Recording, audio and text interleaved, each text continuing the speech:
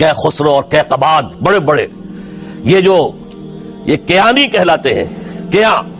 یہ کیاں جو ہے یہ بڑی عظیم ایک یوں سمجھیے کہ خاندان تھا بادشاہوں کا، لیکن یہ کہ وہ پوری سلطنت کسریٰ ختم ہو گئی. کیوں؟ اس نے حضور کے نامہ مبارک کو چاک کیا تھا، اور حضور نے فرما دیا تھا صلی اللہ علیہ وسلم، خسرو نے میرا خط نہیں چاک کیا، اپنی سلطنت چاک کر دی. اور واقعتاً سلطنت کسریٰ جو ہے ختم ہو گئے، نام و نشان ختم ہو گیا. دوسری طرف سلطنت روما تھی، عیسائیوں کے ساتھ، چونکہ وہ تھی کرسچین، عیسائیوں کے ساتھ حضور کے زمانے میں کوئی براہ راست تصادم نہیں ہوا تھا. سارا تصادم ہوا تھا یا مشرکین عرب سے اور یا یہودیوں سے. عیسائی جو ہے عربین پیننسولا میں تھے ہی نہیں، یمن کے علاقے میں کچھ تھے لیکن ان کی کوئی حیثیت نہیں تھی، لہذا کوئی کنفرنٹیشن نہیں ہوئی. دوسرے عیسائیوں میں ابھی اہل علم موجود تھے. جیسے آپ کو معلوم ہے نجاشی بادشاہ کیسے ایمان لے آئے.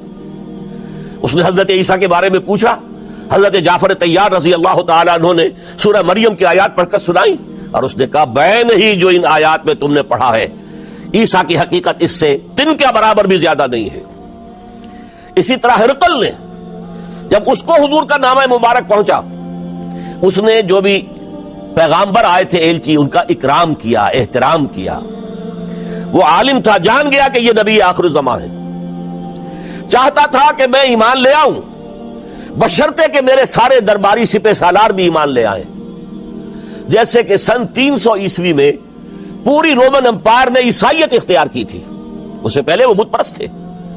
300 عیسوی میں سلطنت روما کا جو ایمپرر تھا وہ ایمان لے آیا حضرت عیسیٰ پر. اس وقت تک ظاہر بات ہے اسلام حضرت عیسیٰ کا دین تھا، حضور تو ابھی آئے نہیں، حضور کے آنے میں تو ابھی 300 برس سے باقی ہیں. وہ عیسائی ہو گیا، پوری مملکت عیسائی ہو گئی، تو وہ نظام جو تھا حکومت کا برقرار رہا، انٹیکٹ رہا.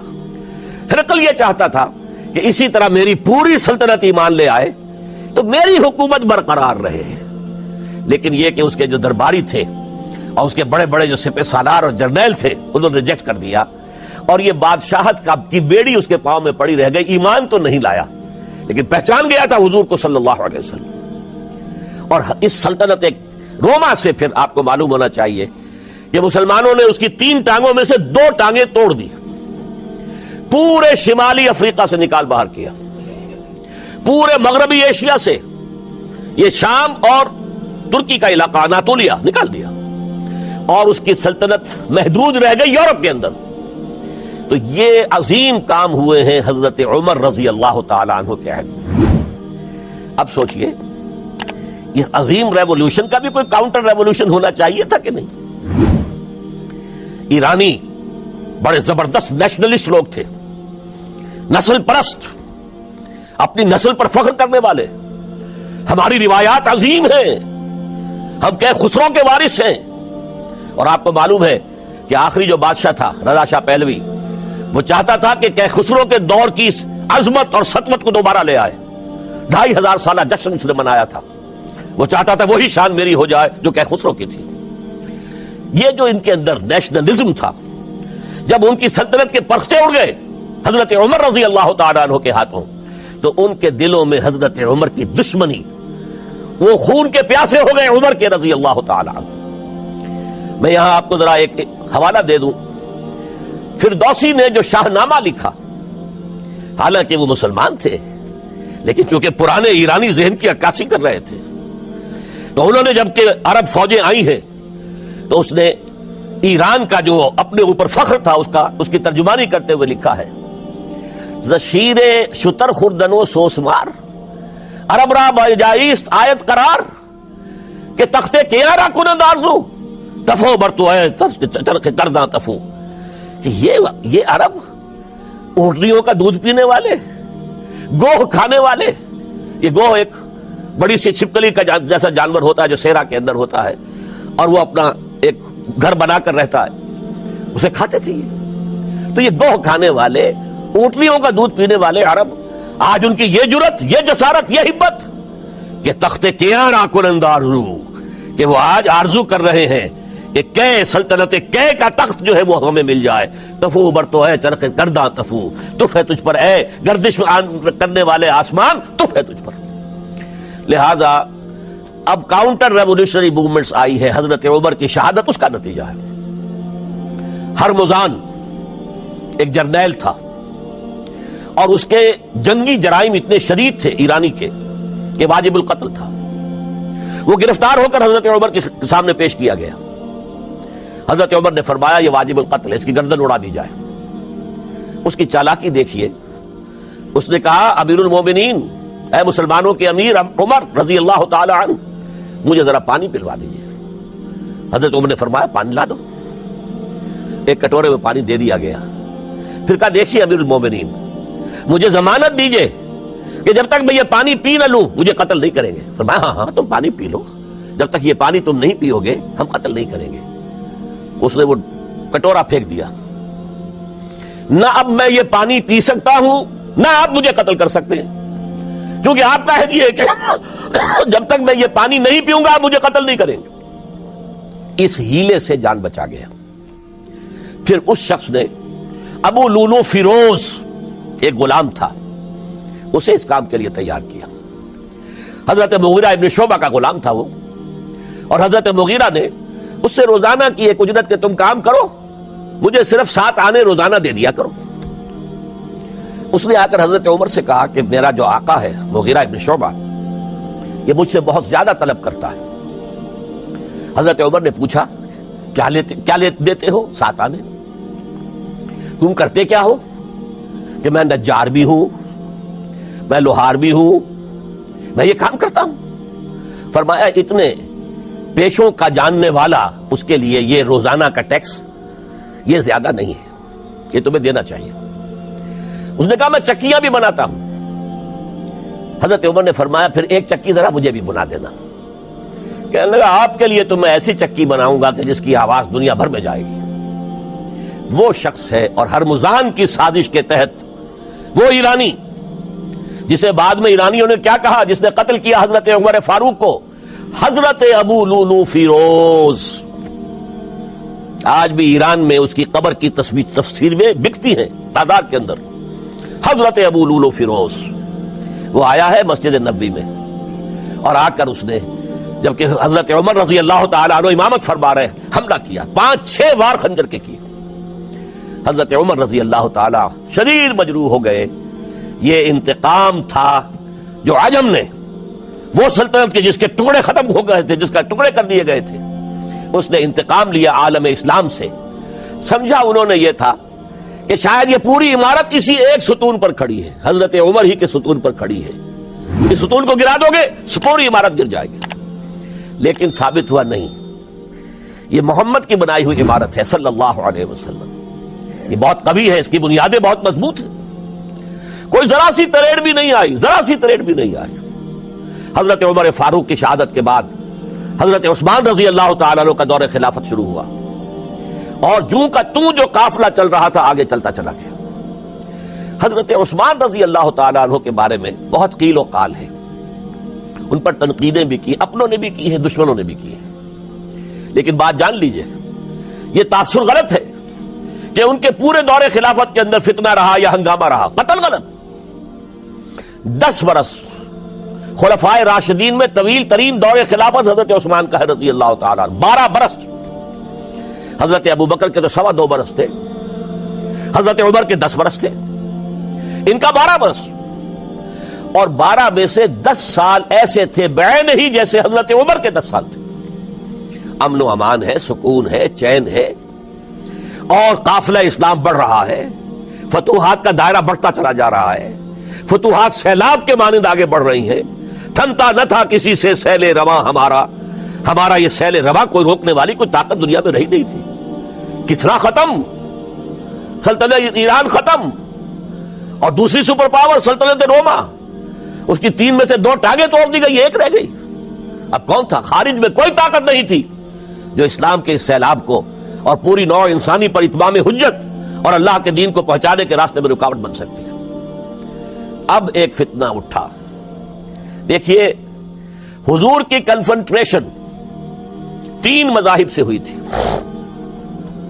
ایک مذہب مشرکین کا، شرک کا قلع کما کر دیا گیا جزیرہ نما عرب سے، ختم ہو گئے۔ انہوں نے کاؤنٹر ریولوشنری موومنٹس اٹھائیں حضرت ابو بکر کے زمانے میں ان کو کرش کر دیا حضرت ابو بکر صدیق رضی اللہ تعالیٰ عنہ، چاہے ہزاروں صحابہ شہید ہوئے۔ اس کے بعد دوسری طاقت کون تھی؟ مذہبی، یہودی۔ یہود کے 3 قبیلے مدینے میں آباد تھے، بنو قینقاع، بنو قریظہ، بنو نذیر۔ 2 کو مدینے سے نکال دیا گیا ان کی بدعہدی کی وجہ سے، حالانکہ حضور نے مدینہ تشریف لاتے ہی ان سے معاہدے کر لیے تھے۔ ان کا میثاق مدینہ یہ در حقیقت ایک پیکٹ تھا، جوائنٹ ڈیفنس آف مدینہ کا۔ مدینے پر اگر کوئی حملہ کرے گا، اور ظاہر بات ہے کہ ایک امکان تھا کہ مکے والے آ کر حملہ کریں، مشرکین مکہ، لیکن مدینے کا ہم تحفظ کریں گے مل کر، مسلمان اور یہودی۔ لیکن انہوں نے ہر موقع پر وعدہ خلافی کی۔ پہلے بنو قینقاع نکالے گئے، پھر بنو نذیر نکالے گئے۔ غزوہ احزاب کے موقع پر بدترین جو ہے بدعہدی بنو قریظہ نے کی، اور ان کو بڑی سخت سزا دی گئی، کیونکہ انہوں نے خود کہا تھا کہ ہمارا فیصلہ سعد ابن معاذ رضی اللہ تعالی عنہ جو فیصلہ کر دیں گے وہ ہمارے حلیف ہے، جو فیصلہ کر دیں گے ہمیں قبول ہوگا۔ اور حضرت سعد نے تورات کے حکم کے مطابق فیصلہ کیا کہ ان کے جتنے جوان ہیں وہ قتل کر دیے جائیں گے۔ بڑی سخت سزا تھی کہ جو دی گئی ہے، اس میں کوئی شک نہیں۔ پھر ان کا اڈا تھا بہت بڑا خیبر میں، وہ نکال دیا گیا، وہاں سے انہیں نکالا گیا، اس کے اوپر مسلمانوں نے قبضہ کیا۔ جیسا کہ میں نے عرض کیا، عیسائیوں سے کوئی کنفرنٹیشن نہیں ہوئی تھی، لیکن ان 2 کے ساتھ ایک مشرکین عرب کا خاتمہ ہوا اور ایک جزیرہ نما عرب سے یہودیوں کا خاتمہ ہوا۔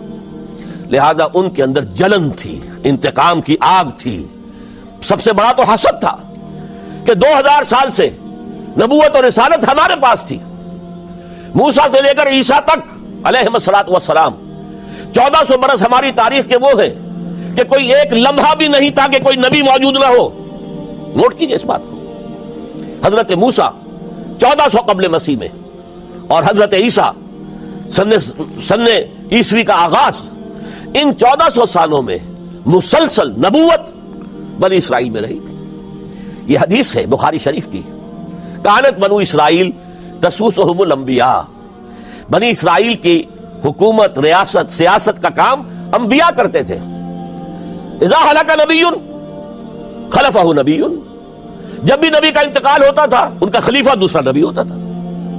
یہ چین ٹوٹی نہیں، 1400 برس آپ کو معلوم ہے۔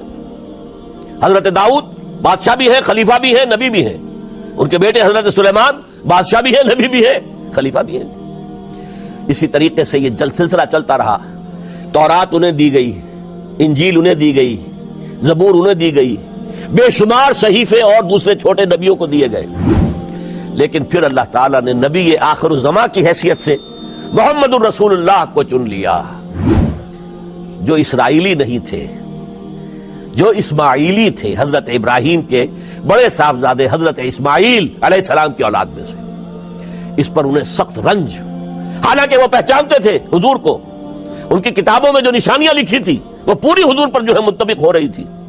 قرآن کہتا ہے یعرفونہ کما یعرفون ابناہم، وہ ایسے پہچانتے ہیں محمد کو صلی اللہ علیہ وسلم جیسے کہ اپنے بیٹوں کو پہچانتے ہیں، لیکن انہوں نے نہیں مانا۔ بدترین دشمن، حسد کی آگ میں جلنے والے، اور آج تک وہی معاملہ ہے۔ ان کی نیچر تبدیل نہیں ہوئی ہے۔ اب جو کچھ قیامت صغریٰ آنے والی ہے مڈل ایسٹ میں، عراق پر حملے کے بعد جو کچھ ہوگا، اس سب کی سازش کس نے کی ہے؟ یہود نے۔ یہ ساری اسرائیلی سازش ہے۔ بہرحال یہ علیحدہ بات ہو جائے گی۔ اب انتقام یہودیوں کا آیا۔ یہودیوں کو یہ معلوم تھا ہم تعداد میں اتنے کم ہیں اور ڈسپرسڈ ہیں۔ سن 70 عیسوی میں ایک رومن جنرل ٹائٹس، اس نے حملہ کر کے یروشلم بیت المقدس کی اینٹ سے اینٹ بجائی، 1,33,000 یہودی ایک دن میں قتل کیے۔ اور ان کا سیکنڈ ٹیمپل جو تھا، جو حضرت سلیمان نے بنایا تھا، معبد، عبادت گاہ، ہم تو اسے مسجد کہیں گے، مسجد اقصی، لیکن انہوں نے اسے کہا ہیکل، ٹیمپل، اس کو گرا دیا تھا نبوکڈنیزر نے 587 عیسوی میں۔ دوبارہ انہوں نے بنایا، اسے ٹائٹس نے گرا دیا، وہ آج تک گرا پڑا ہوا ہے، آج تک۔ صرف ایک دیوار اس کی سلامت ہے جسے وہ ویلنگ وال کہتے ہیں، وہاں جا کر ماتم کرتے ہیں، روتے ہیں، پیٹتے ہیں۔ اور اس کو اس وقت سے نکال دیا گیا یہودیوں کو، نکل جاؤ فلسطین سے، بھاگ جاؤ یہاں سے، دفع ہو جاؤ۔ لہذا وہ ڈسپرس ہو گئے، کوئی یورپ چلے گئے، کوئی روس چلے گئے، کوئی ہندوستان چلے گئے، کوئی افریقہ کے ممالک میں چلے گئے، کچھ ایران میں آ گئے، یہ سب اس کو وہ کہتے ہیں ڈایاسپورا، ہمارا وہ دور جس میں ہم دنیا میں منتشر تھے۔ جب پوری دنیا میں منتشر تھے تو ظاہر بات ہے کسی فوجی مہم کے ذریعے سے مسلمانوں سے انتقام لینا ممکن نہیں تھا، لیکن انتقام لیا ایک ایسی سازش کے ذریعے سے، ایک ایسا فتنۃ الکبریٰ جو ہے برپا کیا ہے، جس کا کہ میں ابھی آپ سے اندازہ کرتا ہوں، جس کے نتیجے میں حضرت عثمان رضی اللہ تعالیٰ عنہ شہید ہوئے۔ اس کو یوں سمجھیے کہ حضور کے دور میں جن لوگوں نے شہادتیں پیش کی، انہوں نے اسلام کو قائم کرنے کے لیے شہادتیں دی۔ اب دور خلافت راشدہ میں جو شہادتیں پیش کی گئیں وہ اسلام کو قائم رکھنے کے لیے، جو عمارت بن گئی ہے اب گرنے نہ پائے، اسے دشمن گرا نہ دے، اس ڈیفنس کے اندر، اس تحفظ کے اندر جانے دی، ہزاروں نے دی۔ ان پر تنقید کا حق آپ کو حاصل ہے، ان سے اختلاف کا حق آپ کو حاصل ہے۔ وہ حاکم مطلق نہیں ہے، وہ عامر نہیں ہے۔ آپ کو معلوم ہے کہ حضرت عمر پر ان کے کرتے کے اعتبار سے جو ہے وہ تنقید ہو گئی تھی۔ تنقید کرنے والا کون تھا؟ سلمان فارسی رضی اللہ تعالی عنہ، جن کے بارے میں حضور نے فرمایا سلمانو منا اہل البیت، یہ تو ہمارے اہل بیت میں سے ہے، اتنا قریب تھا۔ حضور حضرت عمر خطبہ دے رہے ہیں اور وہ کہتے ہیں کھڑے ہو کر لا سمع ولا طاعہ، نہ سنیں گے نہ اطاعت کریں گے، کلمہ بغاوت ہے۔